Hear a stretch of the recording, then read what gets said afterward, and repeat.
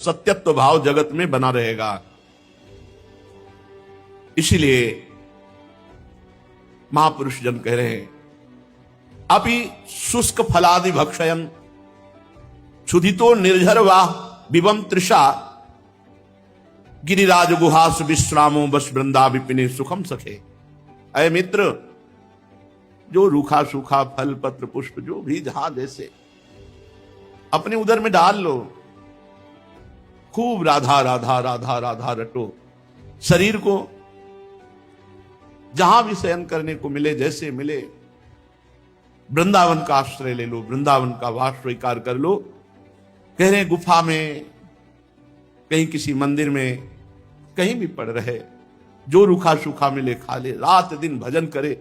मरना है यार, जाना है यहां से, आज नहीं तो कल जाना है, जाना है ना। यहां किसी की जागीर थी, ना यहां है, ना किसी की रहेगी। ये सब व्यर्थ का केवल कल्पनात्मक है, केवल कल्पनात्मक है। कुछ नहीं तुम्हारा। यहां से मरोगे तो शरीर नहीं जाएगा, करोड़ कहां से तुम्हारे साथ चले जाएंगे।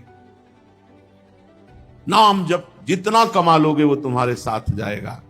अब शुष्क फलादि भक्षयन, रूखा सूखा जो ज्यादा इस रसेंद्री को, जलेबी इमरती ये वो, मरोगे।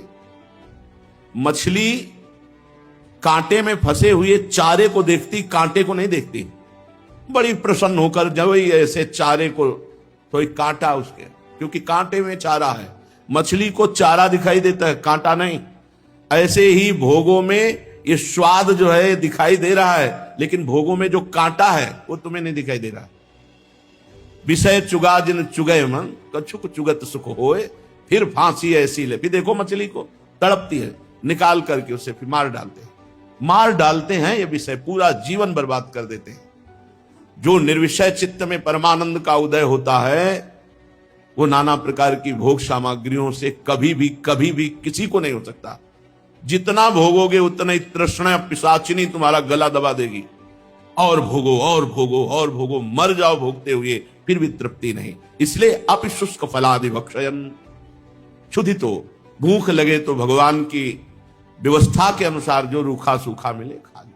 नींद लगे जहां जैसे व्यवस्था है वैसे शयन कर जाओ। चेतना में हर समय नाम जप करते रहो। बस वृंदा विपिने सुखम सखे। हे सखे, यदि वृंदावन का आश्रय वास स्वीकार है तो परम सुख को प्राप्त हो जाओगे। तुम कैसे हो वृंदावन ये नहीं देख रहा। धर्माभासोप्य नहीं में नैव पापाच्च भीति, पाप करने से कभी भयभीत नहीं हुआ। धर्म का भास भी नहीं है, धर्म पालन करना तो जाने दो, धर्माभास भी नहीं है। पाप करने से कभी डरा नहीं। ना श्री कृष्णे रतिरपि, कभी भगवान श्री कृष्ण का नाम, उनके चरणों का चिंतन, कभी लीला कथा, कभी नहीं। नामे सौहृदम सत्यमेशु, और संतों से कभी संग नहीं किया। यदि ऐसा पुरुष भी वृंदावन का वास स्वीकार करके राधा राधा रटे, किंत्वन्त्यंताहत जन मिमस्व प्रविष्टम कथंचित ज्ञात्वात्यंता गति मवकृत स्वक्रियम यन्न से चेत।